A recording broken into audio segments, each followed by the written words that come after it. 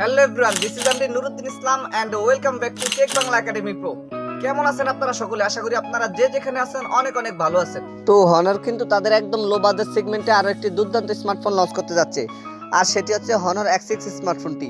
প্রথমত যদি ফোনটির হাইলাইটেড বিষয় নিয়ে কথা বলি, তাহলে এই ফোনটিতে ব্যবহার করা হয়েছে মিডিয়াটেক হেলিওর চিপসেট 50 মেগাপিক্সেলের ক্যামেরা এবং সুবিশাল মাপের একটি ব্যাটারি। তো আজকের ভিডিওতে আপনাদেরকে জানাবো এই ফোনটির ফুল স্পেসিফিকেশন এন্ড সেই সাথে জানাবো ফোনটির প্রাইস এবং এর লঞ্চিং ডেট নিয়ে। আর ভিডিওটি কন্টিনিউ করলে আপনারা আরো জানতে পারবেন বাজেট যে ফোনটি কি আমাদের জন্য ভ্যালু ফর মানি প্রোভাইড করছে, নাকি এই বাজেটে মার্কেটে আর কোনো সেরা স্মার্টফোন বর্তমানে আছে।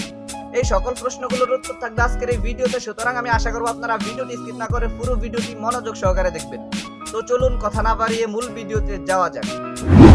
ফার্স্ট অফ অল যদি ফোনটির ডিজাইন অ্যান্ড এর বিল্ড কোয়ালিটি নিয়ে কথা বলি, তাহলে হনর X6 এই স্মার্টফোনটির পেছনে ব্যবহার করা হয়েছে গ্লাস অ্যান্ড প্লাস্টিকের একটি সম্মিলিত ব্যাক প্যানেল, এবং এই ফোনটির থিকনেস করা হয়েছে 8.7 মিলিমিটার, আর ফোনটির ওয়েট করা হয়েছে 194 গ্রাম।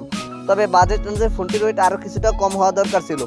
এই ফোনটির রিয়ার প্যানেল আসলে আপনারা একটি ক্যামেরা বাম্পারের মধ্যে পেয়ে যাবেন ট্রিপল ক্যামেরা সেটআপ, এবং ফোনটির ফ্রন্ট পার্টে আসলে ফুল ভিউ ডিসপ্লের মাঝখানে থাকছে একটি ইউ শেপ নর্থ ক্যামেরা সেটআপ। ফোনটিকে আপনারা ocean blue, titanium silver and midnight black এই তিনটি কালারেই পেয়ে যাবেন। তো ফোনটির ডিজাইন নিয়ে বলতে গেলে পার্সোনালি এই ফোনটির ডিজাইন আমার কাছে অনেক ভালো লেগেছে। আপনাদের কাছে ফোনটির ডিজাইন কেমন লেগেছে কমেন্ট করে অবশ্যই জানাবেন।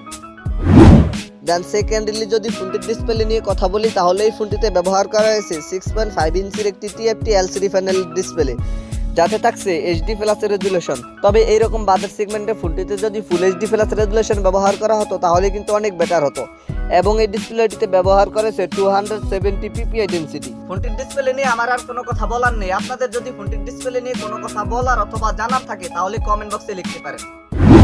থার্ডলি যদি ফোনটির পারফরমেন্স নিয়ে কথা বলি, তাহলে এই ফোনটিতে রান করবে Magic UI 6.1 based on Android 12, আর চিপসেট হিসেবে ফোনটিতে ব্যবহার করেছে মিডিয়াটেক হেলিও G25, যেটি 12 ন্যানোমিটার আর্কিটেকচার বিল্ড করে একটি অক্টাকোর প্রসেসর। বরাবরের মতো আপনারা সকলেই জানেন এই চিপসেটটি কিন্তু অতটাও পাওয়ারফুল বা গেমিং চিপসেট নয়, তবে মোটামুটি মেনে নেওয়া যায় এরকম মানের পারফরমেন্স আপনারা ফোনটি থেকে পেয়ে যাবেন। আর জিপিইউ হিসেবে ফোনটিতে ব্যবহার করা হয়েছে পাওয়ার G8320। এই ফোনটিকে আপনারা 464 অ্যান্ড 4128 এই দুইটি ভেরিয়েন্টই পেয়ে যাবেন। ফোনটিতে আপনারা দুইটি সিম কার্ডের পাশাপাশি একটি dedicated microSD card slot easily ব্যবহার করতে পারবেন। এবারে যদি ফোনটির ক্যামেরা সেকশন নিয়ে কথা বলি, তাহলে এই ফোনটির রিয়ার প্যানেলে ব্যবহার করা হয়েছে ট্রিপল ক্যামেরা সেটআপ, যার মেইন সেন্সরটি 50 মেগাপিক্সেলের, সেকেন্ডারিতে থাকছে 2 মেগাপিক্সেলের ম্যাক্রো এবং থাকছে 2 মেগাপিক্সেলের একটি ডেপথ সেন্সর ক্যামেরা। ফোনটির রিয়ার ক্যামেরা দিয়ে আপনারা সর্বোচ্চ ভিডিও শুট করতে পারবেন 1080p 30 fps রেজুলেশনে। তবে ফোনটির রিয়ার ক্যামেরা সেকশনে থাকছে না কোনো ধরনের আল্ট্রাওয়েড সেন্সর, কিন্তু এইরকম বাজেট সেগমেন্টের একটি ফোন অন্তত পক্ষে 2 মেগাপিক্সেল অথবা 8 মেগাপিক্সেলের একটি আল্ট্রাওয়েড সেন্সর ব্যবহার করা অতীব জরুরি ছিল। আর সেলফি ক্যামেরা হিসেবে ফোনটিতে ব্যবহার করা হয়েছে 5 মেগাপিক্সেলের একটি ওয়াইড ক্যামেরা। ফোনটির সেলফি ক্যামেরা দিয়ে আপনারা সর্বোচ্চ ভিডিও শুট করতে পারবেন 1080p 30 fps রেজুলেশনে। ফোনটির ব্যাটারি অ্যান্ড এর চার্জার নিয়ে কথা বলতে গেলে, এই ফোনটিতে ব্যবহার করা হয়েছে 5000 মিলিঅ্যাম্পের একটি সুবিশাল ব্যাটারি।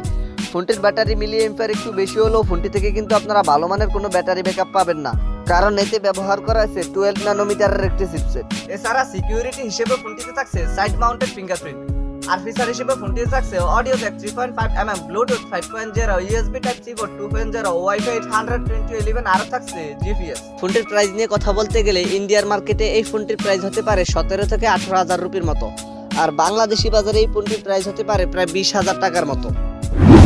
সো এই ছিল আমাদের আজকের ভিডিও। আশা করি আপনাদেরকে এই ফোনটি সম্পর্কে মোটামুটি একটি ভালো ধারণা দিতে পেরেছি।